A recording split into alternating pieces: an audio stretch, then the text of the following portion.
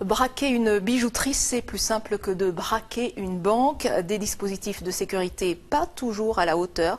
Voilà l'une des explications à la recrudescence des vols dans les bijouteries. Ce fut le cas hier encore à Mulhouse. Autre élément, la flambée des cours de l'or. David Meneux, Éléonore Autissier et Marie-Christine Lang.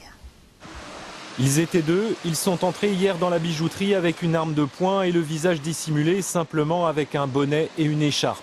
Le bijoutier s'est battu avec l'un des braqueurs, signe qu'il ne s'agissait pas d'un duo particulièrement dissuasif. C'est en tout cas la deuxième bijouterie cette année victime d'un vol à main armée à Mulhouse dans la même rue. Inquiète, la profession renvoie la balle au pouvoir public. Nous, on fait notre travail de professionnel, on sécurise nos endroits de vente et on pense que le reste est du domaine public, donc de l'État. Commis par des amateurs ou des gangs organisés, les vols en bijouterie ont doublé en Alsace depuis 2010. Ces commerces sont moins sécurisés que les banques et le prix de l'or a gagné 35% depuis le début de l'année.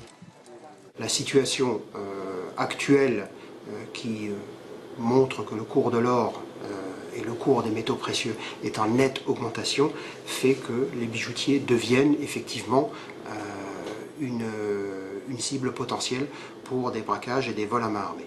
Mais encore faut-il pouvoir écouler la marchandise. La Banque de l'Or à Strasbourg accueille chaque jour des clients qui se séparent de leurs bijoux. C'est de l'or 18 carats, 750 millième. Comme dans beaucoup de commerces de ce genre, le recel est impossible. Le client est identifié. Les règlements sont faits par chèque. On demande systématiquement la pièce d'identité. Chaque personne qui vend de l'or aujourd'hui est répertoriée dans les cahiers de police.